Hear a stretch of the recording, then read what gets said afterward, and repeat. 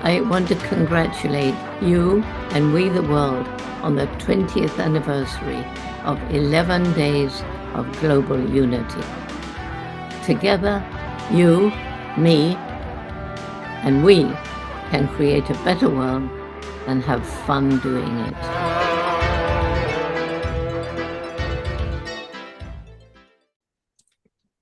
Thank you, Dr. Jane Goodall, for helping We the World and all our partners to celebrate more than 20 years of 11 days of global unity. And thank you all for joining us. Welcome to the 11 Days of Global Unity Summit. My name is Rick Ulfik, and I am the founder of We the World and the We campaign at we.net and co-creator of 11 Days of Global Unity. Today, as part of the first theme of the 11 Days, Unity, I'm excited that we will be joined by Diane Williams, who will be talking about synergy, we consciousness, radical collaboration, and collective action. For the full 11 Days Summit schedule, you can register for free by going to 11daysofglobalunity.org. That's 11, it's a numeral, and it's 11daysofglobalunity.org. There you can see all the 11 Days Summit broadcasts. And at we.net, you can take action with the 11 campaigns for change, subscribe to Trends magazine, and you can make a contribution to support all of this work by going to we.net/donate. That's we.net/donate. Thank you so much. I also want to acknowledge some of our amazing partners who we support and collaborate with during 11 Days of Global Unity and all year round.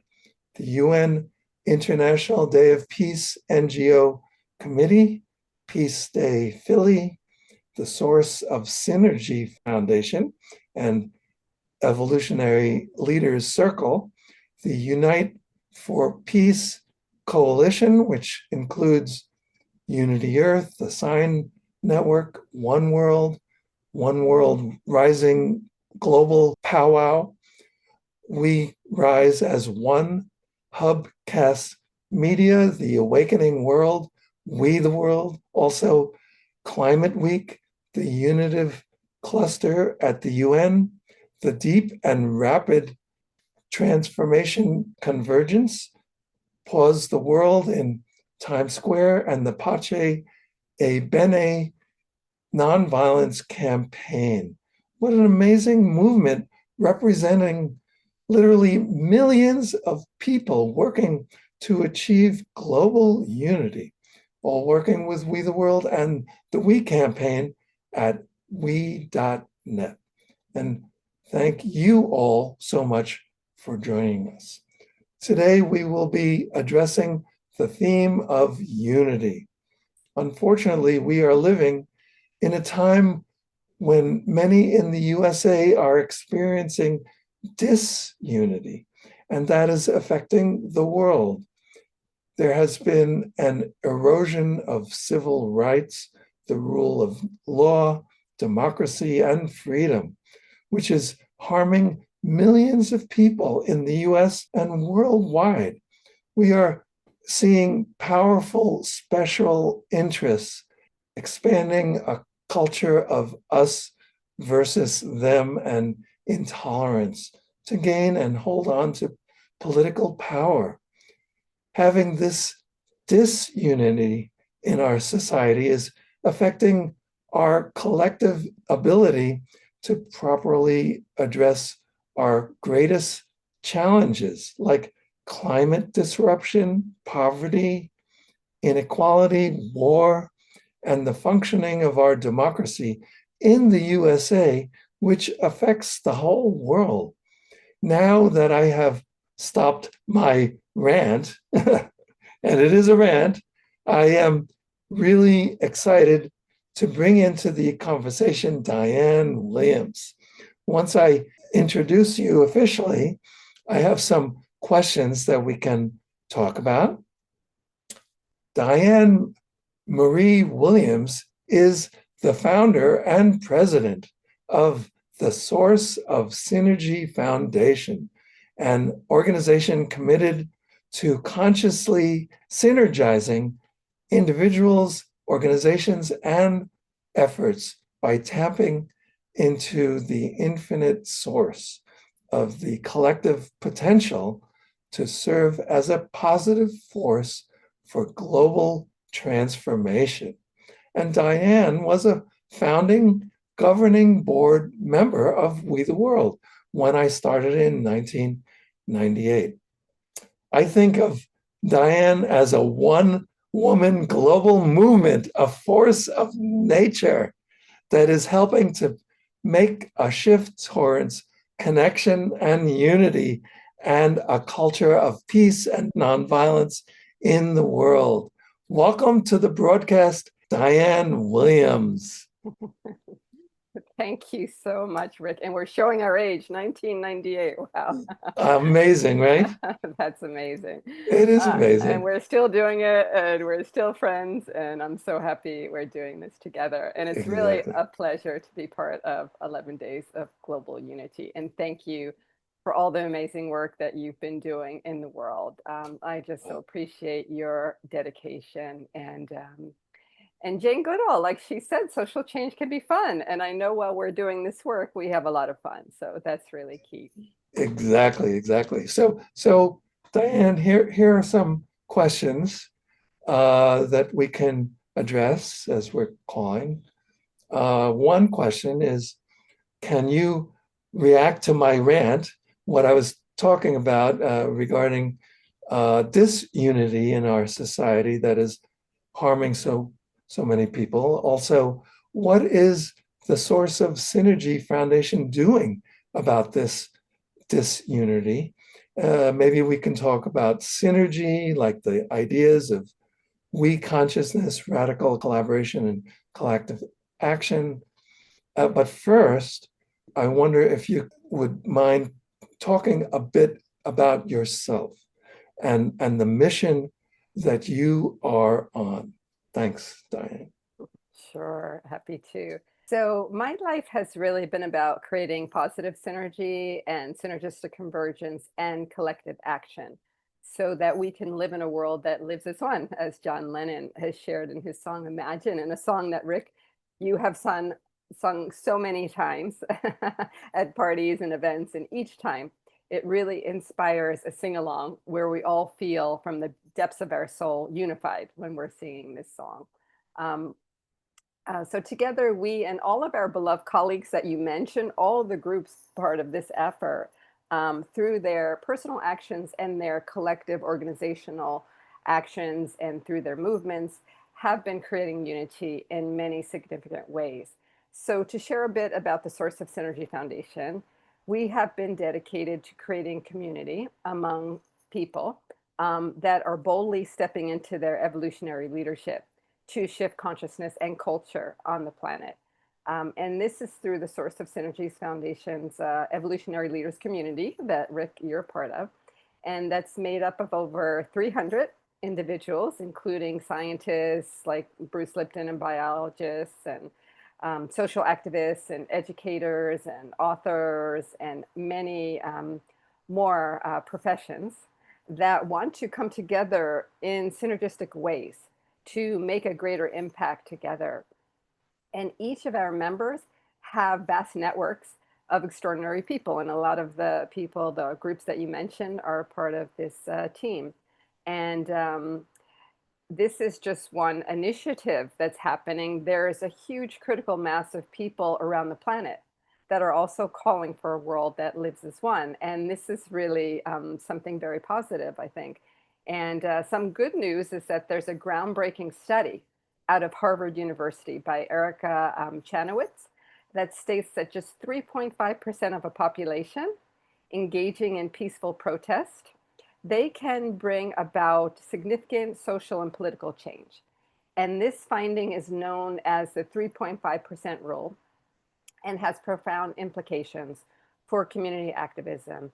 And any form of radical collaboration that leads to synergistic we consciousness needs momentum. It needs a critical mass of individuals, organizations, and movements that agree to sign on.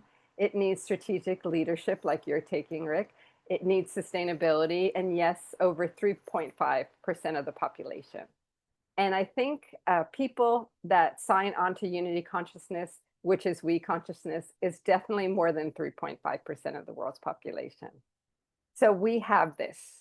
We just need to step more into a collective strategy plan on how to accelerate this unified field of we consciousness. So what's key to moving forward, I think, from this disunity to unity requires focus at many interconnected levels. And I want to mention just 3 levels that I think are very important. First is institutionalized unity is key. So that's unity through structures and systems. This is really essential to unity. Otherwise, we won't flourish if people are not systematically, included. And we need policies that create equal opportunities, protect the human rights of all, and reduce inequality. And we need leaders that foster belonging. And I think before voting for someone, we really should research their track record on this. I think that's really important. And to take this one step further, I believe for this to happen, we need to move from a centralized governments, I should say, based on hierarchy, to collaborative and coalition governance, where all parties need to work together to find the best solutions for all life on the planet. I know I used to live in Italy, and they had a form of coalition government. So people from different sides, they would have to come together and try to work it out for the best interests of the whole. And so this type of participatory governance would include like citizen assemblies, community councils, and dialogue-based decision-making that allows all voices to be heard. So for instance, all citizens, at least I think, should be able to vote on policies that affect their lives.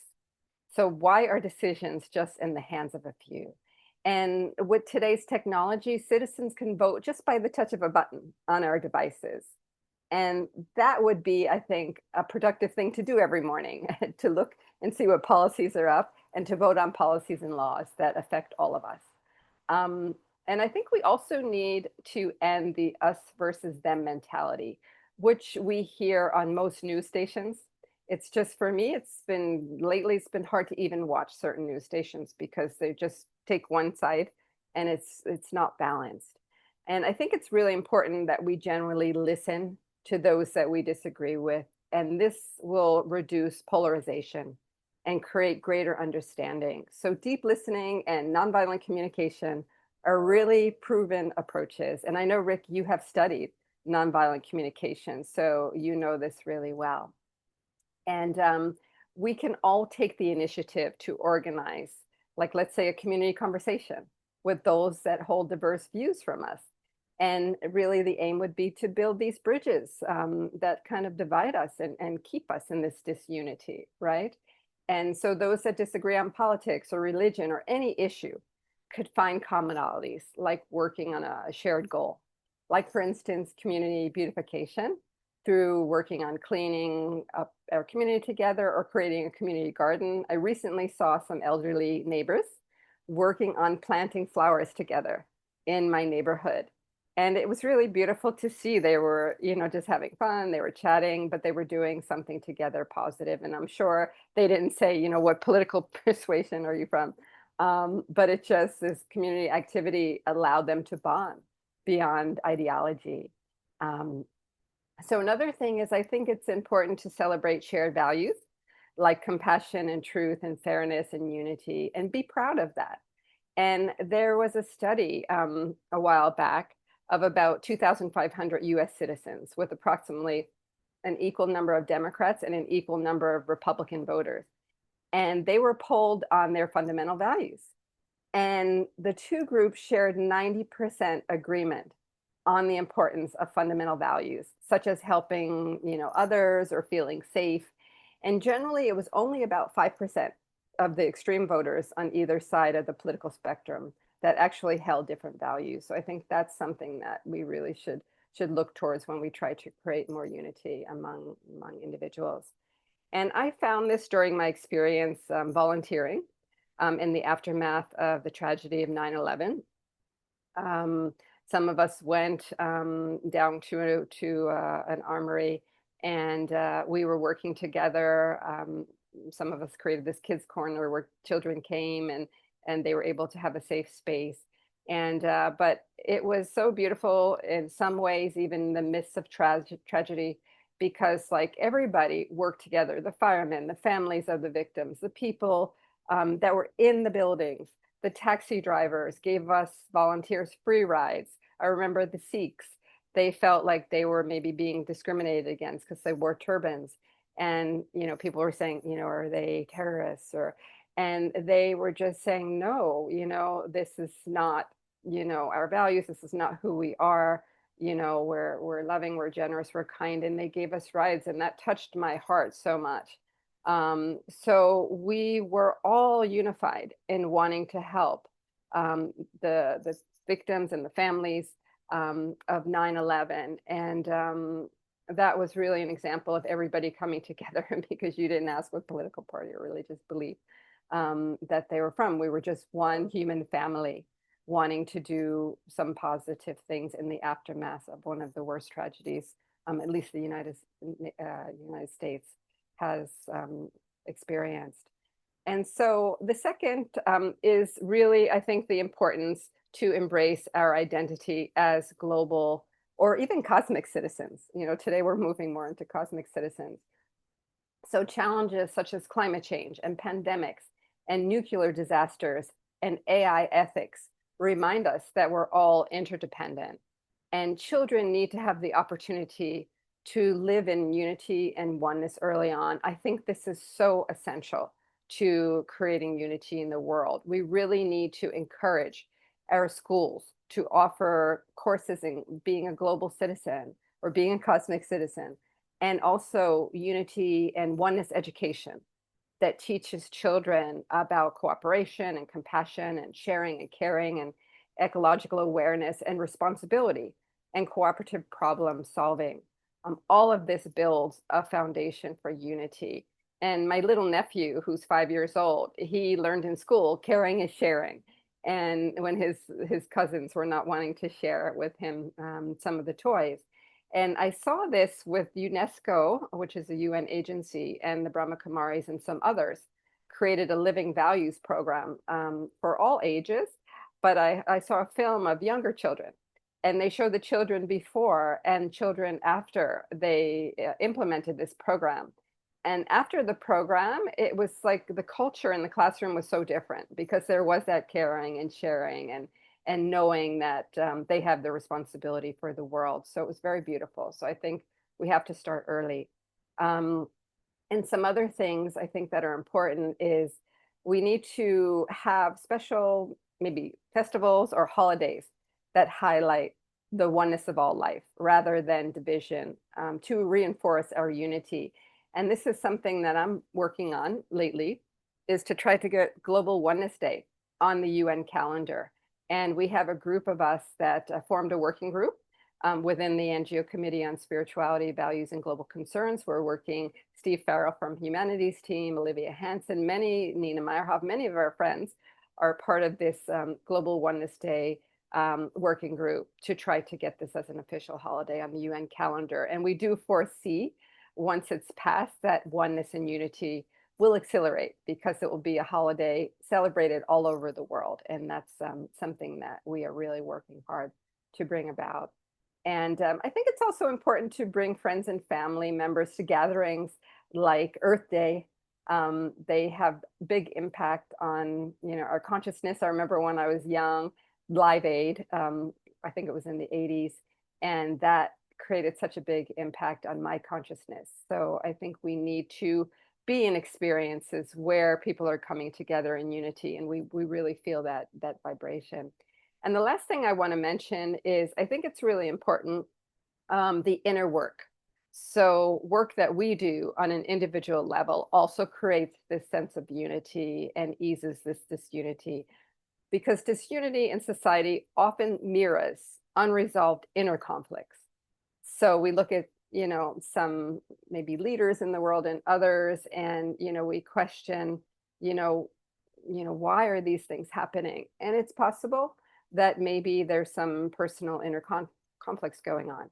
So practices like meditation, mindfulness, going to therapy or spiritual reflection helps people feel whole, which makes it easier to connect with others and really feel like, you are one.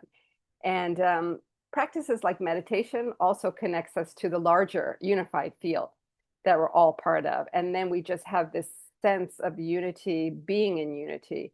And often I find that once you're in that sense of unity, it's hard to deviate and go out of it. There's also embodying concepts like Ubuntu. I am you, I am because you are. And seeing oneself in the other is key. And we know that Thich Nhat Hanh, the great Buddhist teacher, coined the term interbeing, that conveys the notion that all things exist in a state of interconnected being, a state of being interwoven and mutually dependent, and realizing that others' well-being is tied to our own. And if we all understood our unity and oneness with each other, I truly believe there would be no global challenges to solve. And we would all live in a unity utopia. And I think I'll stop there and let you speak, dear Rick. No, that's great. You set up a map for achieving global unity and unity on many levels. I thought that was great that all the different things from how governments can be organized to reinforce people coming together, and all of these things. I wanted to ask you about Global Oneness Day. What day is that Okay, you're working on? Yes, thank you. So we picked October 25th, which is the day after UN Day. UN Day is October 24th. The UN is going to be 80 years old this year, 80th anniversary of the UN. So we said, let's do it during UN week. And actually, this was sort of the week that was selected in the very beginning, because Humanities Team and a committee that I helped found at the UN on spirituality, values, and global concerns at the UN in New York here, we came together about 15 years ago, and Humanities Team called for a Global Oneness Day. But our friend Ambassador Chaudhry said, I don't know if the UN's quite ready yet. Try to get support from civil society.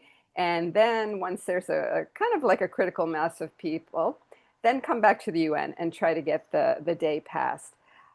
So we were just on a program several months ago, and I said to Steve, I think maybe it's time. Let's try to do this. And Ambassador Chaudhry has been super helpful. He has experiences in trying to get special days passed. Right. And we have Ambassador Chibala, and we have a great team working on this. So that's another sense of feeling unified, because we all want to see this sense of oneness and unity in the world. And everybody has, like our friend Olivia Hansen has the Oneness of Humanity work that she's doing. Nina has oneness work that she's also doing. So everybody said, let's come together and try to get this amazing day passed. So right now we're in the process of getting, trying to find a champion, which would be a member state of the United Nations that's willing to take this and get other countries involved. And then it gets put forth in the General Assembly, and hopefully it's agreed via consensus, but sometimes it has to go to a vote, but we're hoping that it will get passed by consensus. So we're in the very early stages, but we just feel that it's happening. There's many positive ways that we see that this is really needed and wanted in the world. So we are positive that it will pass, hopefully within the 80th year of the UN. That would be great. Yeah. And I have an idea for you. Good. Costa Rica. Maybe Yes. they would be the ones to do Actually, that. we did talk to them. They're very interested. They said they'll support us in any way.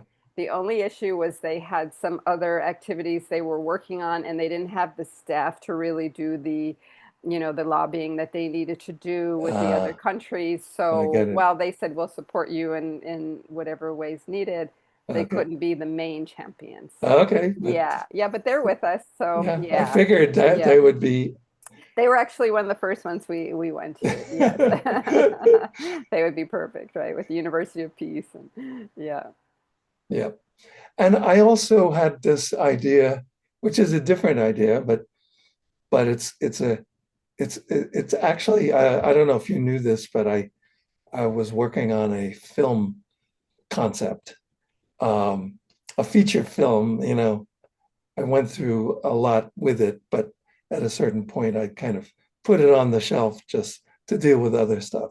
But part of the concept of the film was this idea of the Earth, meaning the entire population, coming together every month to have like a global celebration.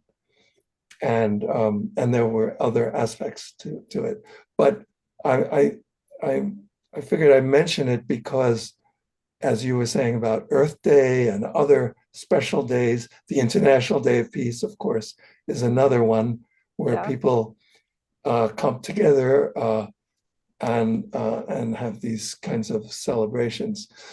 So anyway, I just figured idea. You should already there's International Day of Yoga, which is in June. Right, in June. June 21st. There's Meditation Day. There's a lot of days that embody unity. And so that's part of the concept. Day. Yeah. World Environment Day. To do something on a monthly basis like that. Yeah. Because that could really begin to allow people to have that global sense of oneness. And it becomes then part of their life. Okay, what are we doing this month? Yeah, and also our friend Michael Kraus from Unify. Yeah, he has an amazing project, which would even take it to every day. Yes, I know, but at a certain point, sound, especially sound or a message. That then becomes, washed out, in a sense. I mean, it's like everybody says, every day is Earth Day, or you could say that with anything.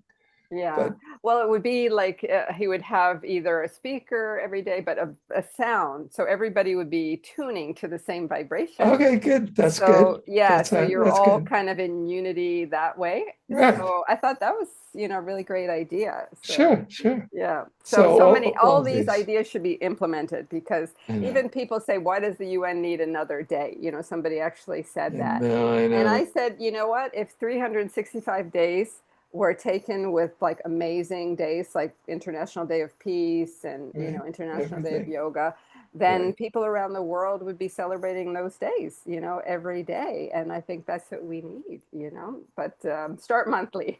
Right. Yeah. That's great. Yeah. Mm-hmm. At some point I'll sit down with you and talk about the film. You won't believe it. I mean, there's a major part of it is ETs, also. Well, that's I think also preparing the world for being, like I said in the beginning, like a cosmic citizen more than a global exactly. I think that's what's coming next. So yeah. So anything else comes to mind that you wanted to go over with? Well, did you want me to talk about a couple actions? I know you were. Yes. So that was my a big part of what I want to ask you about. Can we have a call to action? What's your call to action? And I do want to promote this hashtag that we've been using. Maybe you can spread it around as well. Hashtag urgency for action. That's the word urgency, the number 4, and then the word action. So hashtag urgency for action. We're trying to spread that around during 11 days, but with everybody that we're working with. So what Yeah, are it you is an calling urgency. for? Well, first I want to And acknowledge it is an urgency, right now at yes, this time in yes, humanity's, life, because we know the rate that things are going. We can't continue on this path. no, So it's really our moment of choice. Our evolutionary leaders wrote a book ex called Our Moment of Choice, and exactly. we are very privileged, everybody, all 8 billion people right now on the planet, that we could do something to prevent this from going in the direction that it's going. So, yeah. So we all need to think about what we can do personally. But just a couple suggestions, a call to action is, Good. as I mentioned, I think a daily practice is really important. So whatever practice that is, it could be gratitude journaling, or praying for peace, coming together as a collective, putting your consciousness, your intention, like Lynn McTaggart does, towards a global challenge. Whatever helps you feel grounded and connected to all life and empowered that you can do something to shift the direction that we're going on. I think it's really important to do that and do it on a regular basis, like we were saying. And I think also developing unity habits is really important. So when anger or division arises in us, perhaps when you hear something you don't like on the news, or, it's really important to pause before reacting and ask ourselves, is my thoughts or my words or my reaction adding to separation, or is it adding to connection right now? And, are there more productive ways to react, like being part of the solution, right? Like you're doing with 11 days. And just maybe choose one practice of empathy, maybe daily or weekly or monthly, whatever works for you, where you step into another's shoes, and do that reflection. For instance, maybe you see someone sleeping on the park bench near where you live, and imagine maybe what it would be like to be that person and really feel what that person's life is like. So, how can you do something about that? Sometimes even a quick prayer for them or a greeting to them could go a long way. Or an empathy exercise could be spending a few minutes imagining life through the eyes of somebody you disagree with, right? So why are they reactive? And just, cultivate our compassion for that. And just a couple other things is, we can all create unity conversations in our homes or in our community center, in our schools. We can create unity lunches where we invite friends and family to share stories with certain ground rules. That these gatherings are not debates. So we know sometimes, Thanksgiving or holidays could bring up differences, but they're really an opportunity for deep listening and using nonviolent communication.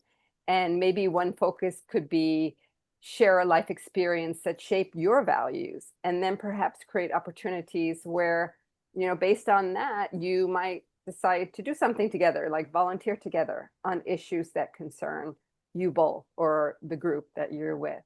And we can even create these type of synergy circles based on unity and partnership with your local library, or your school or your community center. There's ways that we engage in our community. So how can you offer something to that? And then I think try to consume unity media, because as I said earlier, like I really have to turn off a lot of media these days because it's not balanced news. And also, we see stuff on social media. Sometimes it's not even true. So what would be, how would you seek out unity media that emphasizes like cooperation and bridge building and solutions? We know there's something called positive news. I'm not sure. Is it still, it is still going on? Well, there's Good News Broadcast with Yes, Paul good news. Slatkus. Yes, good news. Right. So there's a couple of different And also, I know Ronaldo Brudico has a newsletter on positive news. So yeah, and it's because I find even looking at those once in a while just makes me feel more hopeful. And I think the last thing is like whenever we have the opportunity, develop like cross-cultural friendships, build connections online or through sister city programs, and perhaps support issues that foster inclusion that affect all humanity. So climate, public health, peace.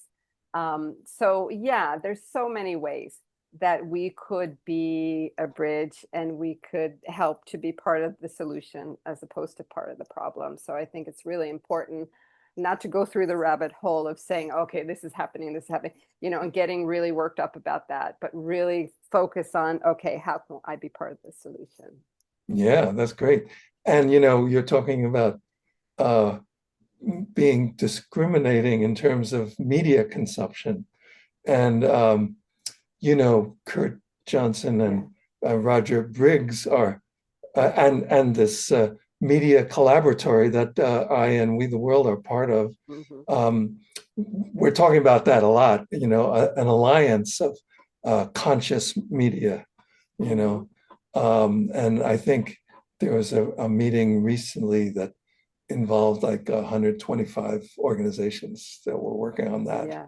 So that's a great thing. And as I always say, because I've been very focused on media as being part of the solution, because I always say the messages of the media, including social media, the messages of the media become the fabric of our culture.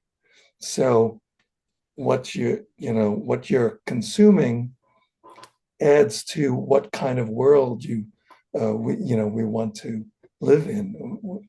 And of course, I always add to that, be the media. Be the media, and because like everything, the media, right? Yes. Anybody can create media now, right? Exactly. Yeah. Well, I remember when I was a child, my mother would tell us to shut off the news because the news in New York, was this person was shot and this, and she didn't want us subjected to that when we were kids. And I think that was really key. Maybe I was less informed than the other kids, but just like with these video games, young kids are playing very violent, video games. I saw my one nephew, I'm like, what is that? Where they're, shooting each other and stuff. And that's like the impressions that they're getting. And they're so popular, these games. So what's the antidote to that? I know our friend Annalise Smithman, she's created a game that's actually a positive game for children. So I think it's really important when we think of media, like the kids, how can we make sure that they get this positive news as well and feel hopeful? Because otherwise, you have to wonder, why is there so much depression and, anxiety in our world today? I know. And that whole thing of, it's on many levels. So we have those kinds of games. And then at the higher levels, like when you have social media platforms where their profit motive is based on engagement, and what creates the most engagement is clashes and things in like disinformation. So it's a model that is not conducive to having media, unity in our society. I remember I bought my nephew the World Peace Game one year, and instead of so I bought them that, and then for the family, I had us write letters to each other of what we appreciated about each other. And I remember my nephew was like, with the game, first of all, he was like, well, how do I win? And I'm like, everybody wins, and even that concept, winning, he couldn't, because he was so used to at school and all the other, games and stuff was all about, I win over you. And it wasn't about us working together to create this sense of unity consciousness and we right. So, but we have all these things, and I as we're talking, I wanted to remember the ideas that came out of some conversations we had about the International Day of Peace. And of course, the 11 days is like the final countdown, in a sense, to the International Day of Peace, September 21st. But this idea of September 21st being a time for a media ceasefire, the concept of a global, that's great. Get all the major media platforms to not play, violent media on that day, so that at least there's one day of a media ceasefire that could extend to a ceasefire in all of our communities, a ceasefire between gangs, a ceasefire between domestic partners. I mean, that just, doing all of that for on one day at least, because if you can do it on one day, that means you can do it on every day. Yeah, that's really important. And that made me think of, because I've been at many of the ceremonies for International Day of Peace at the UN. And in addition to ringing the peace bell, certain years they actually had a moment of silence throughout all of the UN. So the intercom came on and they said, now we're going to take a moment of silence, for peace in the world. Right. And that was so beautiful. I hope they continue to do that. But I was thinking, when there's the ceasefire of media, also, they should add this other layer where we're putting our intention towards peace in the world. Exactly. So maybe our conversation will spark people to do something with that. I hope so. Let's hope so. So the last part of taking action on your part, can you give information about how people can find out more and collaborate with the source of Synergy Foundation? Yes, absolutely. So we have several websites. So one is sourceofsynergyfoundation.org. We have evolutionaryleaders.net. We have ourmomentofchoice.com, which is our book. And then we have a call to conscious evolution. I think it's .net. Yes, I think it's .net. But on a call to conscious evolution, we ask the question, what can you do to help accelerate consciousness on the planet? And people can actually write in their ideas. And this has been going for, I don't know, almost 20 years. And every day I'm inspired because people write what they're doing or what they're visioning to do.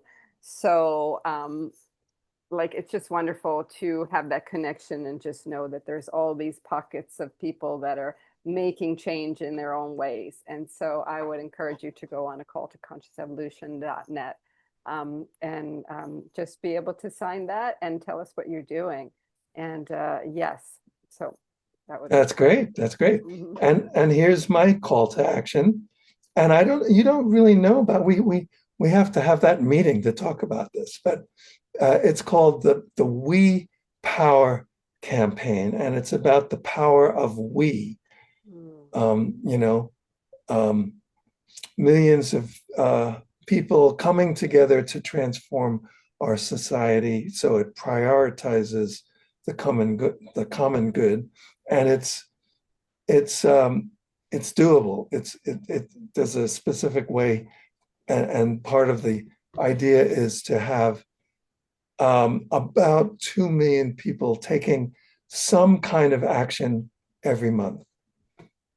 That's part of the concept. So it's interesting, right? And it could be as simple as, sharing a video or something like that. But anyway, to help us launch the We Power campaign, people can go to we.net/We Power campaign. Pretty straightforward. That's great to reach that 3.5% or activate that 3.5%, right? Yes. And so we have it's just like really accelerating that. Right. So that would be, what's That I'm would bad at be math, about so don't 10 million people, I think, right? So 1% of 300 million Well, we have people. 8 billion people right on the planet. Oh, okay. I'm talking Yeah. about the US just by itself. But you're right. You're right. We're global. Right. Exactly. So, okay. So but I think even if we want to have transformation in the USA, 3% of the USA would just be about 10 million people, I think. Mhm. And I think that's very easily achieved because like all the people that you mentioned earlier, right, all the networks and all the organizations that you said in the beginning Yes, easily reach that 3.5. exactly. So it's just like being coherent together and just having Exactly. our collective strategy. And I think that's the tipping point will definitely Exactly. tip in the favor of unity. And that's the plan. That is actually the strategy behind the We Power campaign at we.net/We Power campaign. So the strategy is actually to bring all these partners together and activate their networks to do this. So I think this has been an amazing discussion that we've had. I loved your map of how people and all of us can achieve global unity. So thank you so much, Diane Williams. Thank you, Rick. And like our dear friend Jane Goodall said, let's make it fun. Exactly. Exactly. And thank all of you for watching this and for being part of 11 Days of Global Unity. To get involved, please go to we.net. And it's all about we, right? So this, for people who don't know, this is a W, right? So let's go from a me society, which is the M, to a we society, right? Double we. Exactly. And that's why we launched we.net. So together we can create a world that works for all. Thank you so much. Thank you. Beautiful. Thank you so much.